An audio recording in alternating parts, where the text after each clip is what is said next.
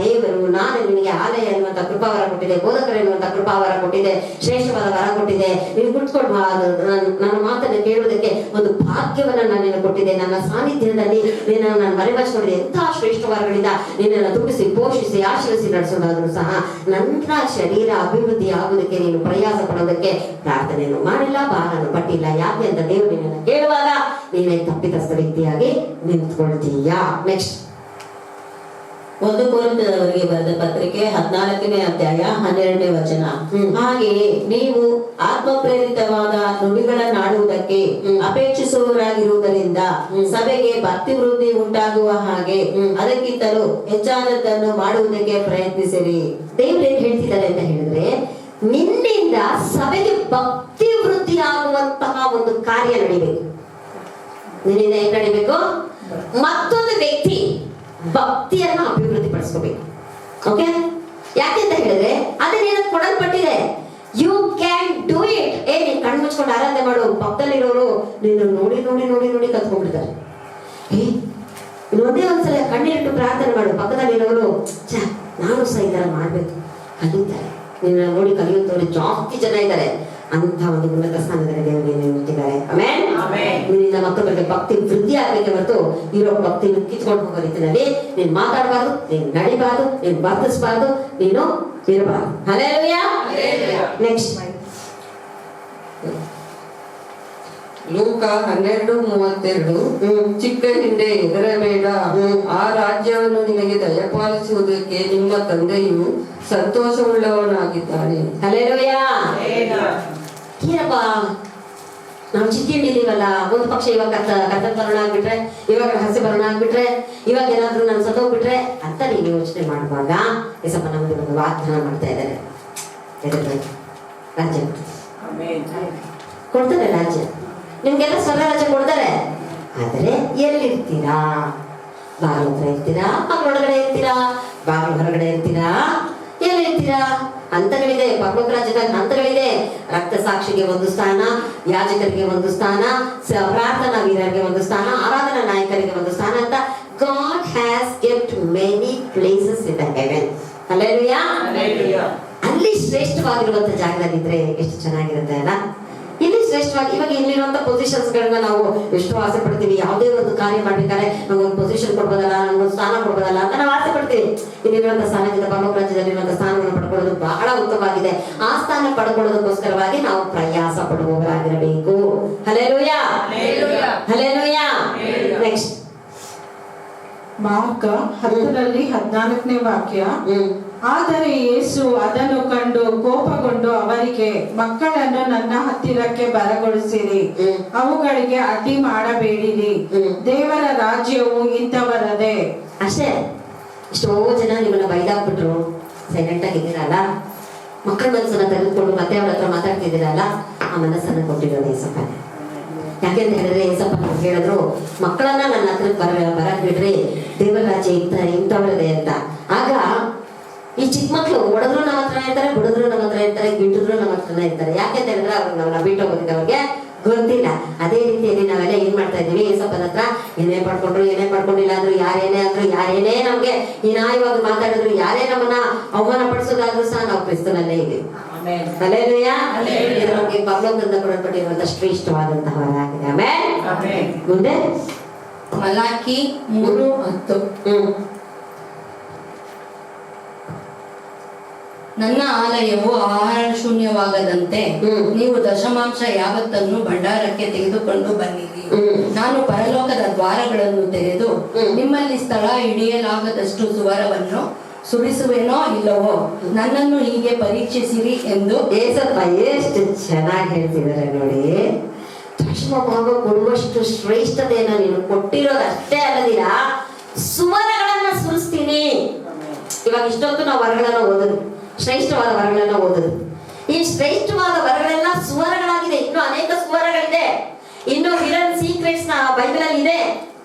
ಜಾಣತನದ ವರ, ಆಸಕ್ತಿಯ ವರ, ಅನೇಕ ವರ ಇದೆ. ಬೈಬಲ್ ಓದ್ತಾ ನಮ್ಗೆ ಏನಾಗುತ್ತೆ, ಅನೇಕ ವರಗಳು ನಮ್ಮ ಬೆಳಕಿಗೆ ಬರೋದಕ್ಕೆ ಸಾಧ್ಯ ಆಗುತ್ತೆ. ದಶಮಾಂಶ ಕೊಡುವಂತದ್ದು ನಮ್ಮ ಒಂದು ಶ್ರೇಷ್ಠವಾದ ಭಾಗ್ಯ ಆಗಿರೋದಾದ್ರೆ, ನಮ್ಮನ್ನ ಸುವರಗಳ ಕೃಪೆಯಿಂದ ತುಂಬಿಸ್ತಾರೆ ಅಂತ ದೇವರು ಹೇಳಿರೋದು ಅತಿ ಶ್ರೇಷ್ಠವಾದಂತಹ ಒಂದು ಕಾರ್ಯ ಆಗಿದೆ. ಆಗ ನೀವು ಯಾವತ್ತೂ ಸಹ ಈ ವಾಕ್ಯ ಹಿಡಿದಿಟ್ಟು ಪ್ರಾರ್ಥನೆ ಸರಿಯಾಗಿ ಮಾಡಿರಲ್ಲ. ಈ ವಾಕ್ಯ ಹಿಡಿದಿಟ್ಟು ಮಾಡ್ರಿ, ಅಪ್ಪ ನಾನು ದಶಮ ಭಾಗಗಳನ್ನ ಕೊಟ್ಟಿದ್ದೀನಿ ಅಲ್ಲ, ನನ್ನನ್ನು ಆಶೀರ್ವದಿಸು, ನನಗೆ ಈ ಸುವರ್ಗಳನ್ನ ಕೊಡು. ಕೇಳೋ ಕಷ್ಟನಾ? ಕೇಳ್ರಿ, ಕೇಳುವ ಪ್ರತಿಯೊಬ್ಬರು ಹೊಂದುವನು. ಆಮೆನ್. ನಮ್ಮಪ್ಪ ಕೇಳೋರಿಗೆ ಕೊಟ್ಟೇ ಕೊಡ್ತಾರೆ. ಹಲ್ಲೆಲೂಯಾ. ನೆಕ್ಸ್ಟ್ ಅದನ್ನ ಇಬ್ರಿಯವರಿಗೆ 6ನೇ ಅಧ್ಯಾಯ 10ನೇ ವಾಕ್ಯ. ನೀವು ದೇವಜನರಿಗೆ ಉಪಚಾರ ಮಾಡಿದ್ದೀರಿ, ಇನ್ನೂ ಮಾಡುತ್ತಾ ಇದ್ದೀರಿ ಈ ಕೆಲಸವನ್ನು. ಇದರಲ್ಲಿ ನೀವು ದೇವರ ನಾಮದ ವಿಷಯವಾಗಿ ತೋರಿಸಿದ ಪ್ರೀತಿಯನ್ನು ಅದನ್ನು ಮರೆಯುವುದಕ್ಕೆ ಅನ್ಯಾಯಸ್ಥನಲ್ಲ. ನೋಡಿದ್ರಾ? ದೇವ್ರ ಮಕ್ಕಳಲ್ಲಿ ಏನೇ ಉಪಚಾರ ಮಾಡಿದ್ರು ಸಹ ವಾಪಸ್ ಆಶೀರ್ವಾದ ಕೊಡ್ತಾರೆ. ಮಾತಿದ್ರೆ ಗುಡುಗುಡ್ಬೇಡ ಪ್ಲೀಸ್ ಪ್ಲೀಸ್. ಇವಾಗ ಪೋಸ್ಟ್ ಹಾಕಿದ್ಮೇಲೆ ತಲುಪಿದ್ಯಾ ಇಲ್ವಾ ಯಾಕೆ ಗುಡ್ತೀಯಾ? ಪೋಸ್ಟ್ ಹಾಕಿದೆ ತಾನೆ, ವೆಯ್ಟ್ ಮಾಡು. ಮಧ್ಯದಲ್ಲಿ ಪೋಸ್ಟ್ ನಾನು ಕೆಲಸ ಮಾಡಬೇಕು, ಒಂದು ಅದಕ್ಕೆ ಟ್ರಾವೆಲ್ ಬೇಕು, ಹೋಗಿ ಅವ್ರು ತಲುಪೋದಕ್ಕೆ ಅಡ್ರೆಸ್ ಹುಡುಕ್ಬೇಕು, ಅಲ್ಲಿಂದೊಂದು ಪೋಸ್ಟ್ ಮ್ಯಾನ್ ಇರ್ಬೇಕು, ಅದನ್ನ ಎತ್ಕೊಂಡು ಹೋಗಿ ತಲುಪಿಸ್ಬೇಕು. ಸಮಯ ಬೇಕಪ್ಪ. ಬಿತ್ತಿದ ಮೇಲೆ ಮೊಳಕೆ ಹೊಡೆಯೋದಕ್ಕೆ ಸಮಯ ಬೇಕು ತಾನೇ. ನೀನ್ ದೇವ ಜನರಿಗೆ ಏನೇನ್ ಮಾಡಿದ್ಯಾ ಅದಕ್ಕೆ ವಾಪಸ್ ಕೊಡೋದಕ್ಕೆ ದೇವರೇನು ಸೈಲೆಂಟ್ ಆಗಿಲ್ಲ. ಅವನೇನು ಅನ್ಯಾಯಸ್ಥನಲ್ಲ. ಅವರು ನ್ಯಾಯವನ್ನ ತೀರಿಸುವಂತಹ ದೇವರು, ನ್ಯಾಯವನ್ನ ಒದಗಿಸುವಂತಹ ದೇವರು. ನೀವು ಉಪಚಾರ ಮಾಡಿದ್ರ, ಇವಾಗ ನೀನು ನಾರ್ಮಲ್ ವ್ಯಕ್ತಿಗೆ ಉಪಚಾರ ಮಾಡಿದ್ರೆ ಇದು ವಾಪಸ್ ಬರುತ್ತೆ ಅಂತ ನಾನು ಹೇಳಲ್ಲ, ಯಾಕಂದ್ರೆ ಬೈಬಲ್ ಅಲ್ಲಿ ಆತರ ಇಲ್ಲ. ಶಿಷ್ಯರಿಗೆ ನೀರು ಕೊಟ್ಟರೆ ಮಾತ್ರ, ತಂಬಿಗೆ ನೀರನ್ನು ಕೊಟ್ಟರೆ ಮಾತ್ರ ಬರತಕ್ಕ ಪ್ರತಿಫಲವು ತಪ್ಪುವುದಿಲ್ಲ. ಶಿಷ್ಯರು ಹೋದ್ರೆ ಯಾರು? ಸೇವೆ ಮಾಡುವಂತ ಜನಾಂಗ. ಸೇವೆ ಮಾಡುವವರಿಗೆ ನೀವೇನ್ ಮಾಡ್ತೀರಾ ಗೊತ್ತಾ? ನಿಮ್ಗೆ ಹಾಕೊಂಡ್ಬಿಡ್ತೀರಾ, ಅನ್ಯಕ್ಕೆ ಹಾಕ್ಬಿಡ್ತೀರಾ ಈ ವಾಕ್ಯಗಳು. ಹಂಗಲ್ಲ. ಎಲ್ಲಂದ್ರೆ ಅಲ್ಲಿ ಕೂರಿಸ್ಬಿಟ್ಟು ವಾಕ್ಯದಲ್ಲಿ ನಾವು ಸಂತೋಷ ಪಟ್ರೆ ನಾವು ಮುಟ್ಟಾಟ ಆಗ್ಬಿಡ್ತೀವಿ. ಆ ರೀತಿ ಅಲ್ಲ. ಏನಿದೆಯೋ ಅದನ್ನೇ ನಾವು ಮಾತಾಡ್ಬೇಕು. ಪ್ಲಸ್ ಇದ್ರೆ ಪ್ಲಸ್ ಎಲ್ಲ ಹಾಕ್ಬೇಕು, ಮೈನಸ್ ಇದ್ರೆ ಮೈನಸ್ ಹಾಕ್ಬೇಕು. ಪ್ಲಸ್ ಮೈನಸ್ ಪ್ಲಸ್ ಹಾಕಿದ್ರೆ ವರ್ಕ್ ಆಗುತ್ತಾ? ವರ್ಕ್ ಆಗಲ್ಲ. ನಾವು ಯಾವಾಗ ಎಲ್ಲಿ ಯಾವ ವಾಕ್ಯನ ಯಾವ ರೀತಿಯಲ್ಲಿ ಬಳಕೆ ಮಾಡ್ಬೇಕು, ಅರ್ಥ ಮಾಡ್ಕೊಳ್ಬೇಕು, ಆ ರೀತಿ ಅರ್ಥ ಮಾಡ್ಕೊಂಡ್ರೆ ಮಾತ್ರ ನಿಮ್ಗೆ ಅರ್ಥ ಆಗೋದಕ್ಕೆ ಸಾಧ್ಯ. ನೀವು ಉಪಚಾರ ಮಾಡಿದ್ದೀರಾ, ದೇವ ಜನರ ಸೇರಿಸ್ಕೊಂಡಿದ್ದೀರಾ, ನೀವು ಕಾರ್ಯಗಳನ್ನ ಮಾಡಿದ್ದೀರಾ, ರಿಟರ್ನ್ಸ್ ಬರುತ್ತೆ. ವೇಟ್ ಮಧ್ಯದಲ್ಲಿ ಮಾತಾಡೋಣ. ದೇವ್ರ ಕಾರ್ಯ ಮಾಡ್ತಾರೆ. ನಮ್ಮಪ್ಪ ಅನ್ಯಾಯಸ್ಥನಲ್ಲ. ಇನ್ನೇನೇ ಮಾಡಿದ್ರು ನಾನು ಮಾತಾಡ್ತೀನಿ, ಮನುಷ್ಯರು ಏನ್ ಮಾಡ್ಬಿಟ್ಟೆ ಬಿಡು ಅಂತ. ಯಾಕೆಂದ್ರೆ ನನಗೆ ತಿಂದು ಒಂದು ಸ್ವಲ್ಪ ಅಹಂಕಾರ. ಮಾತಾಡ್ತೀನಿ, ದೇವ್ರ ಮಾತಾಡಲ್ಲ. ನೀವು ಎಷ್ಟು ಮಾಡಿದ್ಯಾ ಅಲ್ಲಿ ಕೌಂಟ್ ಇದೆ, ಅಲ್ಲಿ ರಿಜಿಸ್ಟರ್ ಇದೆ, ಅಲ್ಲಿ ಕರೆಕ್ಟ್ ಬರ್ಕೊಂಡಿದ್ದಾರೆ ದೇವರು ಎಷ್ಟಕ್ಕೆ ಎಷ್ಟು ಅಂತ. ಸೂಪರ್ ಅಕೌಂಟೆಂಟ್ ನಮ್ಮ ಡ್ಯಾಡಿ. ಆಮೇಲೆ ಸೂಪರ್ ಅಕೌಂಟೆಂಟ್, ಒಳ್ಳೆದಾಗಿ ಪ್ರತಿಫಲ ಕೊಡ್ತಾರೆ. ಕಡೆದಾಗಿ ಯಾಕೋಬನು 4ನೇ ಅಧ್ಯಾಯ 6ನೇ ವಚನ. ಆತನು ನಮ್ಮ ಮೇಲೆ ಅತಿಶಯವಾದ ಕೃಪೆಯನ್ನು ಇಡುತ್ತಾನೆ, ಆದುದರಿಂದ ದೇವರು ಅಹಂಕಾರಿಗಳನ್ನು ಎದುರಿಸುತ್ತಾನೆ, ದೀನರಿಗಾದರೂ ಕೃಪೆಯನ್ನು ಅನುಗ್ರಹಿಸುತ್ತಾನೆ ಎಂದು ಶಾಸ್ತ್ರವು ಹೇಳುತ್ತದೆ. ಎಲ್ಲರೂ ಕೇಳ್ಕೊಡ್ರಿ. ಯಾಕೋಬನು 4ನೇ ಅಧ್ಯಾಯ 6ನೇ ವಚನ. ಆತನು ನಮ್ಮ ಮೇಲೆ ಅತಿಶಯವಾದ ಕೃಪೆಯನ್ನು ಇಡುತ್ತಾನೆ, ಆದುದರಿಂದ ದೇವರು ಅಹಂಕಾರಿಗಳನ್ನು ಎದುರಿಸುತ್ತಾನೆ, ದೀನರಿಗಾದರೂ ಕೃಪೆಯನ್ನು ಅನುಗ್ರಹಿಸುತ್ತಾನೆ ಎಂದು ಶಾಸ್ತ್ರವು ಹೇಳುತ್ತದೆ. ಅಹಂಕಾರಿಗಳೆಲ್ಲ ಯೆಹೋವನಿಗೆ ಅಸಹ್ಯ. ಯಾವ ಅಹಂಕಾರಿನ ನೋಡಿದವರು ಕಿರೀಟ ಕೊಡಲ್ಲ. ಒಂದ್ ಸ್ವಲ್ಪ ತಿಳಿದ್ರೆ ಎಲ್ಲರೂ ಅಹಂಕಾರ ತೋರಿಸಿದ್ರೆ ದೇವರ ಹತ್ರ ನಾವು ಕ್ಷಮಾಪಣೆ ಕೇಳ್ಕೊಂಡ್ಬಿಡೋಣ. ಯಾಕೆಂದ್ರೆ ಆ ಅಪ್ಪನಿಗೆ ದೀನರಿಗೆ ಕೃಪೆ ತೋರಿಸೋದಕ್ಕೆ ಇಷ್ಟ ಅಂತೆ, ಅತಿಶಯವಾದ ಕೃಪೆಯನ್ನ ತೋರಿಸೋದಕ್ಕೆ ಇಷ್ಟ ಅಂತೆ. ಎಂತ ಮಹಾ ದೊಡ್ಡ ಕೃಪೆಗೆ ದೇವರು ನಮ್ಮನ್ನ ಕರ್ಕೊಂಡು ಬಂದಿದ್ದಾರೆ ಅಂತ ಹೇಳಿದ್ರೆ, ಎಲ್ಲಾ ಶ್ರೇಷ್ಠವಾದ ವರಗಳನ್ನ ಅಯೋಗ್ಯರಾಗಿರುವಂತ ನಮಗೆ ಯೋಗ್ಯತೆಯನ್ನ ಕೃಪೆಯ ಮುಖಾಂತರವಾಗಿ ಕೊಂಡು ತನ್ನ ರಕ್ತದಿಂದ ನಮ್ಮನ್ನ ತೊಳೆದು ಅಂತಹ ಒಂದು ಶ್ರೇಷ್ಠವಾದಂತಹ ಕೃಪೆಯನ್ನ ನಮಗೆ ಕರ್ತನ ತೋರಿಸ್ಬೇಕಾದ್ರೆ ಕೃಪೆ ಅನ್ನೋದು ಒಂದು ಶ್ರೇಷ್ಠವಾದ ವರ ಆಗಿದೆ. ಹಲ್ಲೆಲೂಯಾ. ಇಷ್ಟ ಶ್ರೇಷ್ಠವಾದಂತಹ ಪ್ರತಿಯೊಂದು ಕೃಪಾ ವರಗಳಿಗೆ ನಾವೆಲ್ಲರೂ ಪಾತ್ರರಾಗುವಂತೆ ಸರ್ವಶಕ್ತನಾದ ದೇವರು ನಮ್ಮನ್ನ ಕರೀತಾ ಇರಬೇಕಾದ್ರೆ ಕೃಪೆಯನ್ನ ಬಿಟ್ಟು ಎಡಕಾದ್ರೂ ಬಲಕಾದ್ರೂ ತಿರ್ಗಕ್ ಹೋಗ್ಬೇಡ್ರಿ. ಕೃಪೆಯಿಂದ ನಿಂತಿದ್ದೀರಾ, ಕೃಪೆಯಿಂದ ಜೀವಿಸ್ತಾ ಇದ್ದೀರಾ, ಕೃಪೆಯಿಂದ ದೇವರ ಕೈಯಿಂದ ನಡೆಸಲ್ಪಡ್ತಾ ಇದ್ದೀರಾ.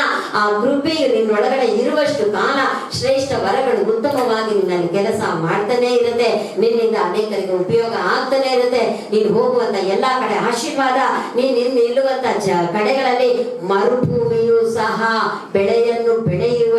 ಬೆಳೆಸುವಷ್ಟು ಸಾಮರ್ಥ್ಯವನ್ನು ಹೊಂದಿಕೊಳ್ಳೋದಕ್ಕೆ ಸಾಧ್ಯ ಆಗುತ್ತೆ. ಯಾಕೆಂತ ಹೇಳಿದ್ರೆ you are a treasure for God. Hallelujah. ನೀನೇ ದೇವರ ಒಂದು ಬೊಕ್ಕಸಾಗಿದ್ದೀಯಾ. ಆತನು ತನ್ನ ಎಲ್ಲ ಸ್ವಾಸ್ಥ್ಯವನ್ನ ಎಲ್ಲಪ್ಪ ನಾನು ಇಡ್ಲಿ ಅಂತ ದೇವರು ಯೋಚನೆ ಮಾಡ್ಬೇಕಾದ್ರೆ ಏಸಪ್ಪನಿಗೆ ನಿನ್ನ ಹೃದಯ ಸಿಕ್ಕಿದೆ. ನಿನ್ನ ಹೃದಯದಲ್ಲಿ ನಿನ್ನ ಒಳಗಡೆ ದೇವರು ತನ್ನ ಸ್ವಾಸ್ಥ್ಯವನ್ನ ಬಚ್ಚಿಟ್ಕೊಳ್ಳೋದಕ್ಕೆ ಇಷ್ಟಪಡ್ತಾ ಇದ್ದಾರೆ. ದೇವರ ಸ್ವಾಸ್ಥ್ಯ ನೀನೇ ಆಗಿದ್ದೀಯಾ, ದೇವರ ಆಸ್ತಿ ನೀನೇ ಆಗಿದ್ದೀಯಾ, ದೇವರ ಪ್ರಪಂಚ ನೀನೇ ಆಗಿದ್ದೀಯಾ. ಯೇಸು ಕ್ರಿಸ್ತನಿಗೆ, ತಂದೆ ದೇವರಿಗೆ, ಪರಿಶುದ್ಧಾತ್ಮನಿಗೆ ನಿನ್ನ ಬಿಟ್ಟು ಬೇರೆ ಯಾವ ಮಾತು ಇಲ್ಲ. ಅದಕ್ಕೆ ನಿನ್ನ ಬಗ್ಗೆನೇ ಯಾವಾಗ್ಲೂ ಮಾತಾಡ್ತಾ ಇರ್ತಾರೆ. ಭೂಮಿಲೂ ನಿನ್ನ ಬಗ್ಗೆನೇ ಮಾತಾಡ್ತಿರ್ತಾರೆ, ಪರಲೋಕ ರಾಜ್ಯದಲ್ಲೂ ಸಹ ನಿನ್ನ ಬಗ್ಗೆನೇ ಮಾತಾಡ್ತಿದ್ದಾರೆ. ಇಂಥ ಒಂದು ಕೃಪೆಯಲ್ಲಿ ಕರೆಯಲ್ಪಟ್ಟಂತಹ ನಾವೆಲ್ಲರೂ ಧನ್ಯರಾಗಿದ್ದೇವೆ. ಕರ್ತನ ಸನ್ನಿಧಾನದಲ್ಲಿ ತಗ್ಗಿಸ್ಕೊಳ್ಳೋಣ. ಎಲ್ಲರೂ ಕಣ್ಣಲ್ಲಿ ನಿಂತ್ಕೊಳ್ರಿ. ಇಂಥ ಒಂದು ಶ್ರೇಷ್ಠವಾದಂತಹ ಕೃಪೆಗೆ ದೇವರನ್ನ ಕರೆದು ಒಪ್ಪಿಸ್ಕೊಳ್ಳೋರಾಗಿರೋಣ.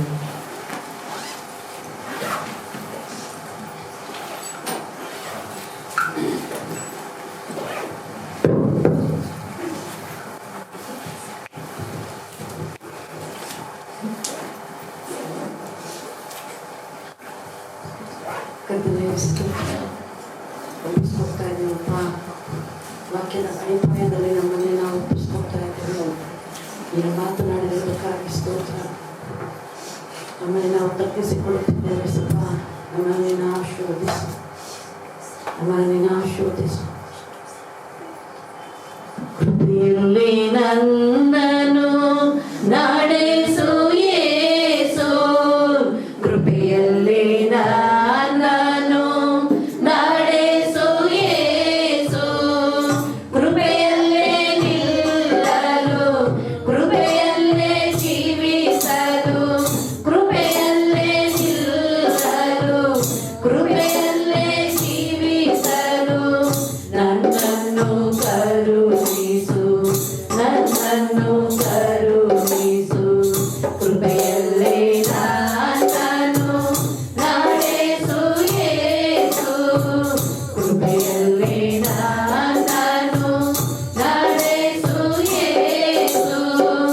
ಬೆಟ್ಟವು ಸ್ಥಳವನ್ನು ಬಿಟ್ಟು ಹೋದ್ಯಾವು, ಗುಡ್ಡಗಳೆಲ್ಲ ಕದಲಿಯಾವು. ಬೆಟ್ಟವು ಸ್ಥಳವನ್ನು ಬಿಟ್ಟು ಹೋದ್ಯಾವು, ಗುಡ್ಡಗಳೆಲ್ಲ ಕದಲಿಯಾವು. ನಿನ್ನ ಕೃಪೆಯು ನನ್ನನ್ನು ಬಿಟ್ಟೋಗದು, ನಿನ್ನ ಕೃಪೆಯು ನನ್ನನ್ನು ಬಿಟ್ಟೋಗದು. ಸಾಕು ನನಗೆ ನಿನ್ನ ಕೃಪೆಯು, ಸಾಕು ನನಗೆ ನಿನ್ನ ಕೃಪೆಯು.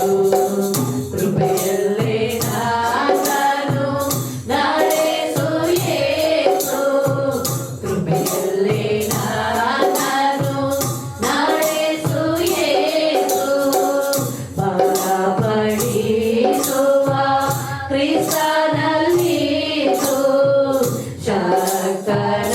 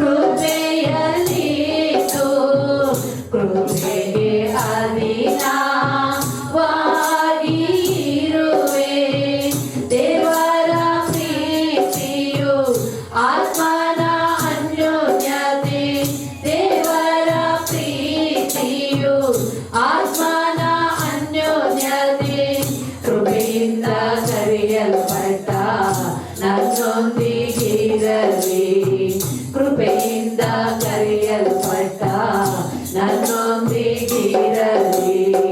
ಕೃಪೆಯಲ್ಲೇ ನಾನು ನಡೆಸು ಯೇಸು. ಕೃಪೆಯಲ್ಲೇ ನಾನು ನಡೆಸು ಯೇಸು. ಕೃಪೆಯಲ್ಲೇ ನಿಲ್ಲಲು, ಕೃಪೆಯಲ್ಲೇ ಜೀವಿಸಲು, ಕೃಪೆಯಲ್ಲೇ ನಿಲ್ಲಲು, ಕೃಪೆಯಲ್ಲೇ ಜೀವಿಸಲು ನನ್ನನ್ನು ಕರುಣಿಸು, ನನ್ನನ್ನು ಕರುಣಿಸು. ಕೃಪೆಯಲ್ಲೇ ನನ್ನನ್ನು ನಡೆಸು ಯೇಸು. ಅಗಮ್ಯವಾದ ಬೆಳಕಿನಲ್ಲಿ ವಾಸ ಮಾಡುವಂತ ನಮ್ಮ ಪರಲೋಕದ